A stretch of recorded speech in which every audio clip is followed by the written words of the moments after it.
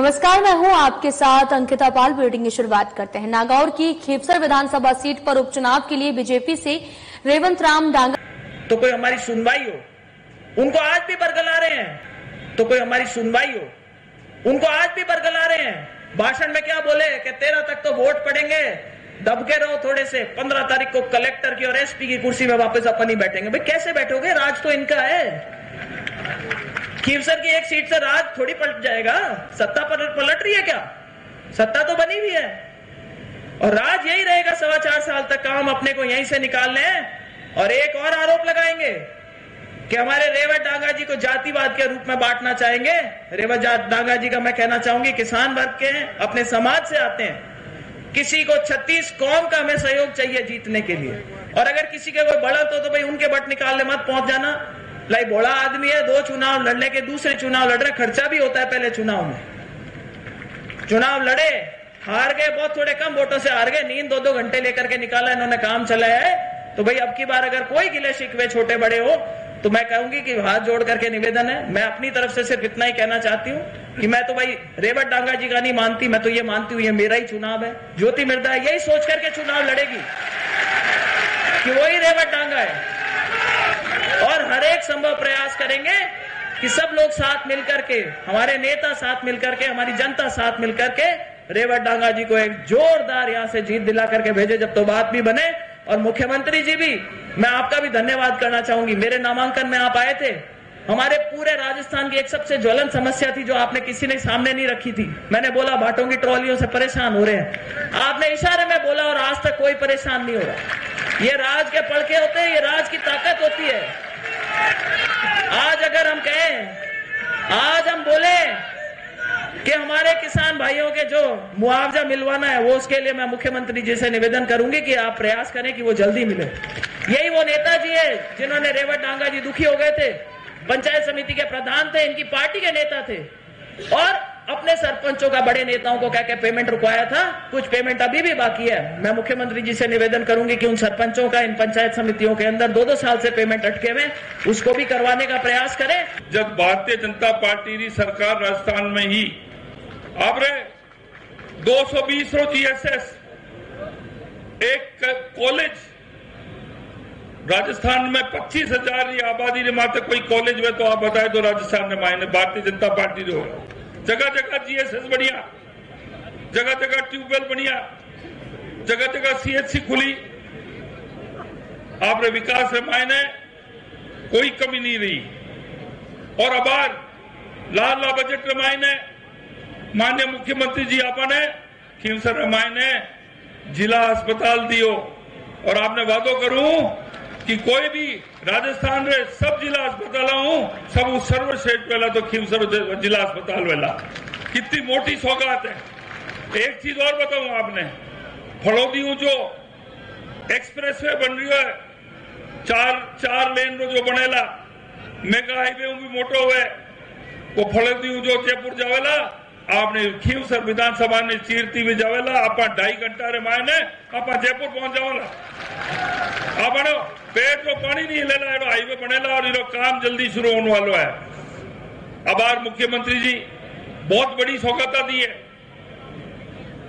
चुनाव बहुत पहली आपने पूरे एरिया रे मायने सड़का रो जाड़, अटे खेपसर मायने STP रो सुएज प्लांट, और इतनी मोटी ज्यादा सौगात दी है आप।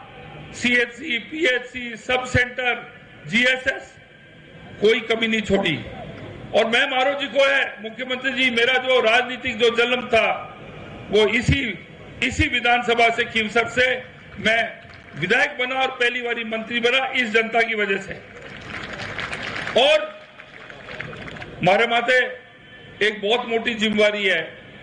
मुख्यमंत्री जी और आपने मदन जी फरमायो कि भाई ये जीत जो है इसके सब तुम लोग भागीदारी रहोगे, और ये सीट हमें खेपसर की किसी हालत में चाहिए, ये आप लोगों की मांग है। हमारे भाई रेवंत राम जी बहुत कम वोटों में हारिया, 2,500 वोटों में हारिया, और मैंने याद है वो दिन हारिया बाद में रोया भी कटा, मन भी रोज आएगी वो। तो पिछले 20 साल से इस क्षेत्र का विकास अवरुद्ध है, दूर दूर ढाणियों में पानी पीने का नहीं है और कहीं लाइट नहीं है। स्कूलें हैं तो वहां शिक्षा कर्मी नहीं है, कहीं हॉस्पिटल है तो चिकित्सक नहीं है। तो भाइयों, तभी अपने क्षेत्र का विकास होगा। हम सरकार के साथ होंगे, सरकार के साथ तभी होंगे जब आप 13 तारीख को मजबूती के साथ मतदान और कमल के फूल पे और प्रतिशत 95% मतदान आपको करना है। आपका अपना खुद का भविष्य तय करना है कि अपना क्यूसर कैसे बचे और अपन छत्तीसी कौम का भाईचारा कैसे बचे, अपन सब लोग साथ मिलकर के कैसे चले। ये आपको अब की बार निर्णायक परिवर्तन करना है। आप मजबूती के साथ, समय का अभाव में आप सबकी इजाजत हो तो मुख्यमंत्री जी को आप सब अवगत करो कि इस बार क्यूसर फतेह होगा और परिवर्तन होगा और 13 तारीख का और आने वाली 23 तारीख को एक अलग ही निर्णय होगा। भाइयों, मैं आपका हूं, आपके बीच हूं, जो कुछ हूं आपके सामने हूं। आज पूर्ण में सवाया होगा विधायक बनने के बाद, इससे भी अधिक आपके बीच हूं। जो कुछ कहोगे आपके बीच रहूंगा, आपको साथ लेके चलूंगा, आपके बताए हुए मार्गों पे चलूंगा, छत्तीसी कौम को साथ लेके चलूंगा, गलत बात का समर्थन नहीं करूंगा। अच्छी बातें होगी, क्षेत्र का विकास होगा, सरकार में भागीदारी होगी, सब हम लोग मिलकर चलेंगे और अपना भाईचारा रहेगा और क्षेत्र का विकास होगा। पुनः मैं भगवान से प्रार्थना करूं, हमारे खींवसर की जनता स्वस्थ रहे, आपस में मिलजुल कर रहे। आप इतनी बड़ी भारी तादाद में भारतीय जनता पार्टी को, एक किसान पुत्र को, अपने आपको खुद को समर्थन देने के लिए आज इस चौमासा की फसल कटाई का काम चल रहा है। इसमें आप अपने आप खुद के साधनों से मजबूती के साथ मुख्यमंत्री जी की तो सभा और आपको सफल बनाने के लिए कि जो 13 तारीख न्याल हो जावे, मुख्यमंत्री जी उड़ने वास्ते भी अमल भरी है। मैं बस इतनी बात आप लोगों ने क्यों तो राजरो काम है, राजरो काम होई, लेकिन इन खीमसर विधानसभा रा जितना लोग आपा अटे बैठा, आपा जो प्रताड़ना, आपा जो क्लेश सहन करियो है पिछला इतना बरसा तक, अब की बार उन क्लेश ने मिटावन नो मौको आपा ने कने है। आप सब लोग पूरी ताकत मिल राख जो और की थोड़ी घनी मारी भी लाज बचा जो। मैं थारगन सासरा में आड़ो थाने हाथ जोड़ विनती करूं, जवारी तो देव मत देव, मारे तो आपके रेवजीन जीता दो तो मैं तो जिंदगी भर जवारी मान लो। खूब सारो आप सब लोगों सम्मान करता था। रेवत जी ने विजय करो, भारतीय जनता पार्टी ने विजय करो और 8 कमल रो फूल खिलार भेजो। और मैं आपसे एक बात जरूर मैं कहना चाहता हूं कि अब खीवसर में रेवत राम जी की नामांकन सभा में आए हैं, लेकिन मैं आपसे एक बात कहूंगा कि चुनाव तो आज है, लेकिन चुनाव हारने के बाद रेवत राम जी हमेशा मेरे को अगर कहीं मिलने गए तो खीवसर की समस्या को लेकर के मिलने गए। हर बार आते हैं 1, 2, 4 कागज लेकर के आते हैं, उनको इतनी चिंता है। आज वो नामांकन के लिए आए, फिर भी मेरे को 4-5 कागज उन्होंने पकड़ा दिए हैं। अब देखिए कि क्षेत्र की कितनी चिंता करने वाले हैं कि आज नामांकन उन्होंने किया है, नामांकन की यह सभा है, लेकिन 4-5 कागज आते ही आते मेरे को कि साहब ये भी होना चाहिए, किसानों को उसका मुआवजा नहीं मिला है उसको दीजिए। 4-5 कागज लगातार मेरे को दिए हैं। मित्रों, मैं आपको कहना चाहता हूं कि जमीन से जुड़ा हुआ वो कार्यकर्ता होगा, वो आपके दुख को, दर्द को पहचानेगा, जानेगा और समाधान करने की पूरी कोशिश करेगा। इसलिए मैं कहता हूं कि हमारे किसान भाइयों की क्या क्या समस्या होती है, किसान भाई हमारा उसको किस तरह से जूझता है, देखता है। और मैं हमेशा कहता हूं कि आप में से निकला हुआ वो ही आपके दर्द को समझ सकता है। आपने देखा होगा खीवसर के अंदर वादे करने वाले, नागौर के अंदर वादे करने वाले तो बहुत आते हैं।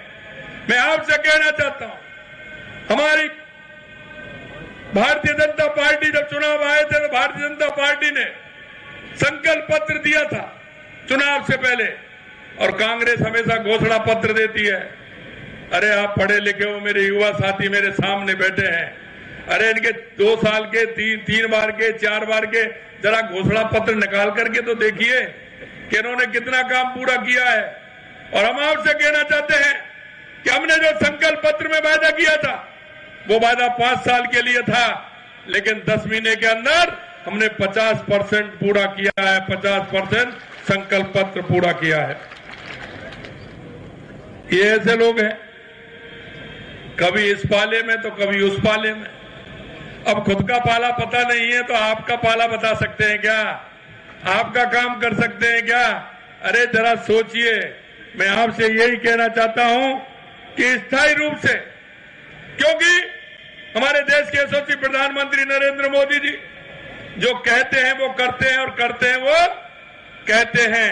इसलिए मैं कहना चाहता हूं कि भारतीय जनता पार्टी की केंद्र की सरकार हो या प्रदेश की सरकार हो, जो अपने संकल्प पत्र को लेकर के चलती है, जनता के बीच में जो वायदे करती है, एक एक वायदे को पूरा करती है। आपके बीच में से माननीय सीआर साहब और अजय किलिक जी मेरे पास गए थे, वहां बैठे थे तो आपने मेरे से कहा था कि अब की बात नागौर में मूंग बड़ी अच्छी हुई है। पूरे राजस्थान में ही पैदावार अच्छी हुई है, लेकिन उन्होंने कहा नागौर में मूंग बहुत अच्छी हुई है। मूंग हुई है ना? अरे कैसी हुई है बताओ ना? अच्छी हुई है ना? तो इन्होंने मेरे से कहा कि अभी मूंग खरीदने का समय बाद में आएगा, लेकिन आप इसकी पहले ही प्रारंभ कर दीजिए, लेवी को कीजिए, पहले ही लेना प्रारंभ कर दीजिए। पहली बार मूंग की, पहले कभी दी है क्या मूंग आपने? पहली बार मूंग दी है ना, और समय से पहले दी है ना, तो ये नागौर के लिए है। बाकी जिलों में तो थोड़ी थोड़ी है, लेकिन नागौर में जितनी राजस्थान में, अकेले नागौर में है मूंग। इसलिए हम आपकी मूंग को खरीद रहे हैं, और जो उन्होंने बात रखी है वो भी हमने पत्र दिया है, हो सकता है वो भी जल्दी आ जाए तो उसको बढ़ाने का काम भी हम करेंगे। मैं आपको कहना चाहता हूं मेरे भाई और बहनों कि आपने जिस तरह से पिछली बार देखा होगा, हमारे गजेंद्र खीवसर जी ने कहा, सही कहा कि एक ऐसा आदमी, भोला भाला आदमी, किसान व्यक्ति मात्र 2000 वोटों से पीछे रहे थे, उसको पूरा करेंगे ना? और उन्होंने कहा है 2000 का बदला 20,000 से ऊपर जाएगा ना? तो मैं आपसे यही कहना चाहता हूं, एक आपको ऐसा व्यक्ति मिल रहा है जो आपकी समस्याओं को पूरी तरह से ध्यान देकर के काम करता है। मैं आपसे इतना कहना चाहता हूं मेरे भाई और बहनों कि आपने देखा होगा, हमने हमारे संकल्प पत्र में जो बातें कही थी, धीरे धीरे हम उनको पूरा कर रहे हैं। और हमने कहा था कि ईआरसीपी यमुना समझौते के लिए भी कहा था, और अभी मैंने चर्चा की थी, नागौर के लिए पानी हमारा इंदिरा गांधी नहर से आता है। हमने कहा कि हमारी नदियों से नदियों जोड़ने का काम हो रहा है। और आपकी भी अब की लूणी चली कि नहीं चली? अरे लूणी चली, कितने सालों में चली? 20 सालों में चली ना? आप देख लिए 20 सालों में चली है। मैं यही कहना चाहता हूं, जिनके मन में करने की तमन्ना होती है, ऊपर वाला भी उनकी बात रखता है, ऊपर वाला भी बात रखता है। और हमने कहा है कि नागौर हमारी हृदय स्थली है, ये राजस्थान की हृदय स्थली है नागौर जिला। और नागौर जिले का जवान और किसान मजबूती से काम करता है। यहाँ का युवा, यहाँ की बहनें शिक्षा के क्षेत्र में आगे हैं। हमने कहा कि इनको आगे बढ़ाने का काम हमारी सरकार करेगी। और मैं आपसे इसलिए कहना चाहता हूं, आने वाले समय में जो किसानों से हमने वायदा किया है, एक एक वायदा हमने पूरा किया है। वो वायदा आपने देखा होगा, किसान सम्मान निधि हमारी केंद्र की सरकार देती थी, तो राजस्थान सरकार का भी आया कि नहीं आया? आया कि नहीं आया? किसानों का गेहूं का एमएसपी बढ़ा के नहीं बढ़ा? मैं आपसे यही कहता हूं कि आप निश्चिंत रहिए, ये किसान की और युवा की, महिलाओं की और मजदूर की सरकार है। हमारे देश के यशस्वी प्रधानमंत्री नरेंद्र मोदी जी कहते हैं कि लोग जातिवाद की बात करते हैं। उन्होंने कहा 4 जातियां हैं, युवा है, महिला है, किसान है और मजदूर है। और हमारी पार्टी संकल्पित है, हमारी सरकार संकल्पित है कि हम इन चारों को आगे ले जाने का काम करेंगे। हमने कहा हम युवाओं के लिए, क्योंकि हमारा युवा 5 साल पहले खून के आंसू रो रहा था, वो हमारे किसान का बेटा, मजदूर का बेटा। हमने कहा कि जिन्होंने हमारे युवाओं में के आंखों में आंसू लाने का काम किया उसको छोड़ने वाले नहीं है। आपने देखा होगा, पहले था 50 हो गए, 100 हो गए, 150 हो गए, अब तो संख्या 200 तक पहुंचने वाली है, सलाखों के अंदर है। और ये मैं विश्वास फिर दिलाता हूं आपको कि जिन्होंने युवाओं के आंखों में आंसू लाने का काम किया है, हमारी सरकार उनको बख्शने वाली नहीं है। और आपने देखा होगा, हमने 2 साल का कैलेंडर दिया है। मैं युवाओं से कहना चाहता हूं, 2 साल का कैलेंडर हमने दिया है कि 2 साल में कितनी भर्तियां होने वाली हैं, क्योंकि हमने कहा कि पहली साल में 1 लाख नौकरियां देंगे सरकारी, 5 साल में 4 लाख नौकरियां देंगे। हमने कैलेंडर 2 साल का निकाल दिया है, अभी तो 2 साल का है, 2 साल का निकाला है, अभी और बाकी है। और आपने देखा होगा हमारी कैबिनेट ने पहली बार 90,000 वैकेंसी निकाली है और उनको 90,000 वैकेंसी को स्वीकृति देने का काम हमारी कैबिनेट ने किया है। मैं आपसे पूछना चाहता हूं, ये 60,000 जो हमने चतुर्थ श्रेणी कर्मचारी की भर्ती निकाली है, ये क्या ये 10 महीना की है क्या? ये इतने 10 महीने में खाली हो गए क्या? कितने दिन से खाली है? अरे मेरे वो किसान के बेटे को, उस मजदूर के बेटे को नौकरी क्यों नहीं दी? कोई पूछने वाला है उनको? क्यों नहीं दी आपने? इतने दिनों तक क्यों खाली रखे? हमने 60,000 चतुर्थ श्रेणी कर्मचारी, 23,000 सफाई कर्मी, 7,000 ड्राइवर, 90,000 जगह कैबिनेट ने मंजूरी दी है। आने वाले समय में वो 90,000 जगहों में जब हमारे युवा आएंगे तो कोई भी गांव ऐसा नहीं रहेगा जिसमें 10, 5, 15 युवा नहीं आएंगे।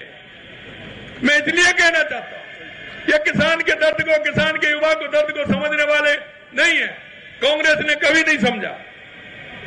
मैं एक बात और कहूंगा आपसे कि आपने देखा होगा कि पानी के लिए हमने कितना काम किया है, चाहे हमारी ERCP हो या यमुना समझौता हो। हम शेखावाटी के लिए हमारा यमुना समझौता किया, माननीय गजेंद्र जी हमारे जल शक्ति मंत्री थे। आपने हरियाणा सरकार से मुख्यमंत्री हरियाणा के और हमने और गजेंद्र जी ने वो समझौता किया। आपने देखा होगा हरियाणा के चुनाव थे, वहां की कांग्रेस सरकार ने अपने घोषणा पत्र में क्या लिखा कि अगर हमारी सरकार आएगी तो राजस्थान और हरियाणा के यमुना समझौते को रद्द करेंगे। मैं हरियाणा में चुनाव में गया था, हरियाणा चुनाव में गया तो मैंने वहां कहा कि कांग्रेस के लोगों ने कहा है कि राजस्थान और हरियाणा के समझौते को रद्द करेंगे। ये रद्द तो जब करेंगे जब आएंगे, ये रद्द तो जब करेंगे जब आएंगे। और आपने देखा होगा कि ये राजस्थान, ये वो राजस्थान है कि यहां का हर व्यक्ति जैसे ही गर्मी आती है तो प्याऊ लगाता है, पक्षियों को पानी की व्यवस्था करता है, पशुओं के लिए व्यवस्था करता है। अरे इसके मन की धड़कन नहीं रुकेगी। कांग्रेस वालों, ये नहीं रोक पाओगे आप। और ऊपर वाले ने जवाब दे दिया। और अब कांग्रेस सरकार की जो उन्होंने कहा था कि हम रद्द करेंगे, तो उन्होंने कह के बता दिया कि रद्द करिए, आप कैसे करते हैं। और वहां भारतीय जनता पार्टी की सरकार बनी है। देश के यशस्वी प्रधानमंत्री नरेंद्र मोदी जी के नेतृत्व में हमारा ERCP का मध्य प्रदेश से भी समझौता हुआ और हरियाणा से भी समझौता होगा, हो गया है वो, और आगे होने वाला है। शेखावाटी को भी पानी मिलेगा। मित्रों, मैं इतना कहना चाहता हूं कि कांग्रेस के लोगों ने जिस तरह से देश में भ्रष्टाचार फैलाया, आते हैं झूठ और लूट की कहानी कहते हैं। मैं आपसे इतना ही कहना चाहता हूं कि आप निश्चिंत रहिए। हमारी सरकार ने जो वायदा किया है, निश्चित रूप से उस वायदे को हम पूरा करेंगे। और आपने देखा होगा, आप ये बताइए हमसे पहले यहाँ का विधायक कौन था कि नहीं था, लेकिन हमने कोई भी विधानसभा 200 विधानसभाएं हमारी, हमने ये नहीं सोचा कि इसमें कांग्रेस का है, कि इसमें दूसरे दल का है, कि इसमें किसी और दल का है। मैं आपको कहना चाहता हूं, देश के यशस्वी प्रधानमंत्री नरेंद्र मोदी जी कहते हैं कि हम देश की 140 करोड़ जनता के लिए काम करते हैं, और हमारी सरकार कहती है कि राजस्थान के 8 करोड़ जनता के लिए हमारी सरकार काम करती है। 200 विधानसभा है, 200 विधानसभाओं में हमने जो जनता ने मांगा, जो वहां आवश्यकता लगी, एक भी विधानसभा ऐसी नहीं होगी जिसको बजट में हमने पैसा नहीं दिया हो। पहली बार ऐसा हुआ कि हमने 200 विधानसभाओं में पूरी तरह से, क्योंकि जनता का नुकसान करना, हमारे देश के यशस्वी प्रधानमंत्री नरेंद्र मोदी जी जब किसान सम्मान निधि देते हैं तो जाति पात देखते हैं क्या, धर्मवाद देखते हैं क्या, कुछ देखते हैं क्या? आप बताइए। खाद्यान्न सामग्री जब देते हैं तो देखते हैं क्या? प्रधानमंत्री सड़क योजना आती है तो किसी गांव को छोड़ते हैं क्या? सभी गांव में निकलती है कि नहीं निकलती है? क्योंकि हम हमारे राजस्थान को विकसित राजस्थान बनाना चाहते हैं, भारत को विकसित भारत बनाना चाहते हैं। मित्रों, मैं आपसे इतना ही कहना चाहता हूं कि जिस तरह से आपने देखा होगा कि हमारी सरकार आते ही हमने जो जितने भी विषय थे उनको पूरी तरह से लिया, और मैं कहना चाहता हूं, हमने कहा कि बिजली के क्षेत्र में कि आने वाले समय में 2027 तक हम किसान को दिन में बिजली देने का काम करेंगे, और 2027 तक हम बिजली के अंदर आत्मनिर्भर हो जाएंगे। हमने 2,24,000 करोड़ रुपए के समझौते किए और उसको कैबिनेट में पास भी कर दिया, और हमारा काम भी प्रारंभ हो गया।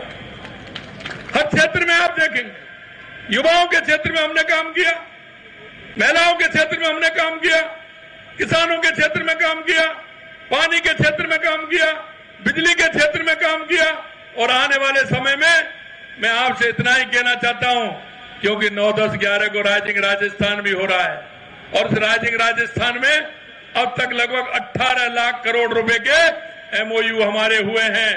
पूरे राजस्थान में 10 स्थान हमने ऐसे बनाए हैं जो इंडस्ट्रियल एरिया हमारे विकसित होंगे, क्योंकि राजस्थान में बहुत बड़ी आवश्यकता है, हर क्षेत्र में आवश्यकता है। इसलिए मैं आपसे कहना चाहता हूं कि हमारी सरकार ने संकल्प पत्र में जो वायदे किए हैं, हम एक एक वायदे को पूरा करते हुए, क्योंकि समय काफी हो गया, हमें 2 सभा और है हमारी, उसमें भी जाना है।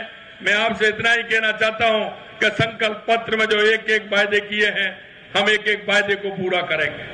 मैं किसानों से इतना ही निवेदन करना चाहता हूं कि आपके दुख और दर्द को हम भली बात समझते हैं। अरे आप तो बड़े किसानों में तो छोटा किसान हूं, मैं जानता हूं।